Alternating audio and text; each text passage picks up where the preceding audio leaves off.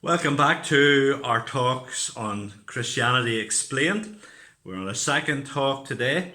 Last time we were considering Jesus' authority as a teacher over evil spirits, his authority over sickness, authority to forgive sins, authority over nature, over life, over death, and his authority over people to call people to follow him. All evidence that Jesus is the Son of God. And we're saying in these three talks about Jesus, first of all, there's like three legs of a stool, three things we have to believe in order to be a Christian. And the first thing is to believe that he is the Son of God. This week we're going to consider the cross, Jesus' death on that cross. The cross is often used as a symbol of Christianity.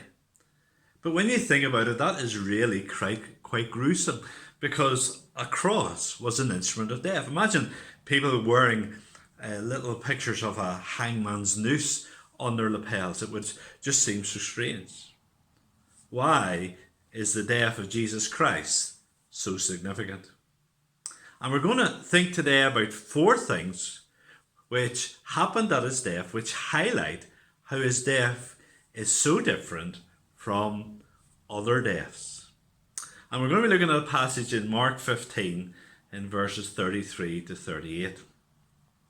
And the first strange thing we're going to think about when Jesus died is the darkness. In Mark 15 and 33 it says, "And when the sixth hour had come, there was darkness over the whole land until the ninth hour." So the sixth hour, that was actually 12 noon.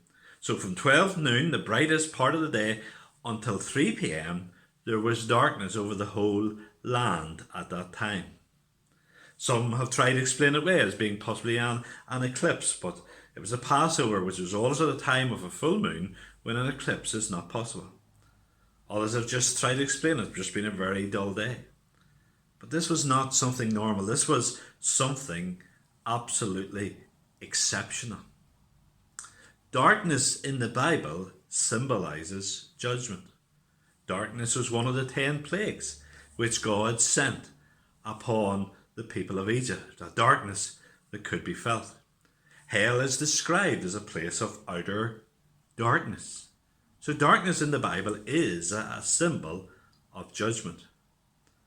While Jesus was on the cross, judgment was occurring. Judgment upon Jesus, God's Son. Now, how could this be? God's Son, who was perfect, who lived a perfect life, was being judged. Why? We'll come back to think about an answer to that shortly. But it's important for now to accept this aspect of Jesus' death as being judgment from God, judgment upon Jesus as he died. That's what the darkness speaks of. The second thing I want us to consider about his death is the cry. In verse 34 of Mark 15 we read this, "And at the ninth hour Jesus cried out with a loud voice, Eloi, Eloi, lama sabachthani," which means, my God, why have you forsaken me?" There's an eeriness in those words. Eloi, Eloi, lama sabachthani. Just even the way this sound.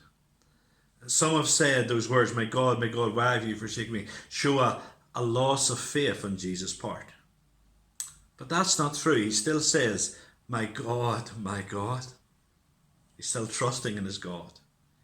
He still knows the Father as his God. And in fact, what he's actually doing in saying, my God, why have you forsaken me? He is actually quoting from Psalm 22. And that cry comes at the end of the 3 hours of darkness while Jesus was on the cross.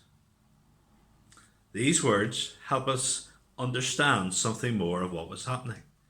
In a mysterious way, Jesus, God's perfect Son, is being abandoned by the Father, forsaken by the Father, as part of this judgment. And during the darkness, what Jesus was suffering wasn't just the physical pain of being whipped and the thorns that had gone into his head and the nails in his wrists and ankles. It wasn't just that physical pain, but there was also a tremendous spiritual pain upon his soul being abandoned by the Father, instead of experiencing love, experiencing wrath, God's punishment. Why? Well, Jesus was acting as a substitute, bearing the sin for his people. Paul, writing to the Corinthians, says, "For he made him who knew no sin to be sin for us." Jesus, who is perfect, Jesus, who is flawless, Jesus, who had never done anything wrong, is now taking the sin of his people, experiencing that wrath, experiencing being forsaken by God in that darkness on the cross. Peter says, "For Christ also suffered once for sins, the just for the unjust, that he might bring us to God." He was dying there so people's sin could be taken away, that people could be rescued from their sin and brought to know God. Imagine there was a book with everything written in it of all the sins that you've committed. Sins of thought, word, and deed. Things you've done wrong, which you shouldn't have done. Things which you should have done, which you haven't done. And there's this book of your sin. And what has happened is Jesus says, "Come, give me that book. I will take that book and I will bear the consequences. Have my book. A book that is perfect. A book that has no sins in it. Credited to our account." That's what Jesus was dying on the cross to do. To remove our sin and to make us right with God. And so we have indeed the darkness, the cry. And then thirdly, we have the curtain. In verse 37 in Mark 15 it says, "And Jesus uttered a loud cry and breathed his last, and the curtain of the temple was torn in two, from top to bottom." Before he died, Jesus spoke with a loud cry, the Greek word tetelestai, which means "it is finished." It is a legal term to describe the completion of a transaction, the end of a deal. It was not a cry of despair. He didn't say, "I am finished." It is finished. It was a cry of victory, of having completed this great work that he had come to do. And what was this work he had come to do? Well, what happened at this time, indeed, in the temple gives us clear insight. As Jesus died, a great curtain in the temple was torn from top to bottom. In the temple, there were different areas. There was the areas where the people were outside, and then inside there was the area of the priests, and beyond that there was the Holy of Holies. The place where the Ark of the Covenant was, the place where only the high priest could go once a year on the Day of Atonement, and only with the blood of sacrifice. And guarding the Holy of Holies was this great curtain with pictures of cherubim, angels guarding it. And what happened was, as Jesus died, that curtain was torn in two, showing that the way into the Holy of Holies, the way into God's presence, the way into heaven, that's what it symbolizes, was now opened up through what Jesus was doing on the cross. As that curtain was torn, what was happening was that the priests were preparing the evening sacrifice. I'm sure they were terrified. This massive curtain all of a sudden being torn, and the Holy of Holies being exposed. What it was showing was that Jesus was the final great sacrifice for sin. They fixed it, the curtain, they sewed it up again, not realizing the wonder of what Jesus had accomplished. Jesus, through his death, had opened the curtain, opened the way into heaven. Jesus alone is the way to heaven, the way to the Father. And then the final thing I want us to think about Jesus' death today is the ransom. We're coming here now to think of Mark 10, when it says, "Even the Son of Man came not to be served, but to serve, and to give his life as a ransom for many."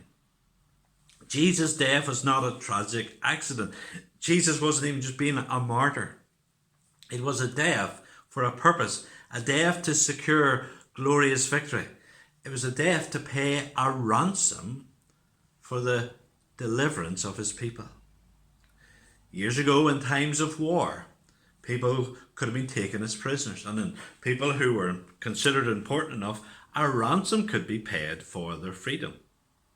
And Jesus, through his death, in dealing with our sin and the guilt of that sin, he is paying the ransom so people can be delivered from sin, from its guilt, from its power, from its punishment. What an amazing thing this is. Jesus, who is perfect, is doing that for those of us who are imperfect, who are full of sin, who are opposed to God by nature. He was doing that so we could be rescued. And when you think of that great high price that Jesus has paid in that suffering on the cross, in the darkness as he's abandoned, two things should come to our mind. We're more wicked than we ever realize, because what he has experienced is what we deserve. We're more wicked than we ever realize, but we're more loved than we could ever dream. So what have we thought about the cross today? The darkness, sign of judgment. The cry as Jesus is abandoned. The curtain which is torn in two, opening up the way to heaven. The ransom, Jesus paying the price for our freedom. So, let's go back to our stool. First leg of the stool is we have to believe that Jesus is the Son of God. And then secondly, we have to believe in the cross. That through the cross, Jesus was dying and suffering so that people could be delivered from their sin. Our talks will continue again tomorrow. I can encourage you to continue to read Mark's Gospel. Read chapters 5 to 7 if you read the first chapters yesterday. If you have any questions, please message me or put them on the comments on Facebook. And encourage you to share these messages to family and friends. Hit the share button or the like button so that others who are friends of yours on Facebook will see them as well. God bless.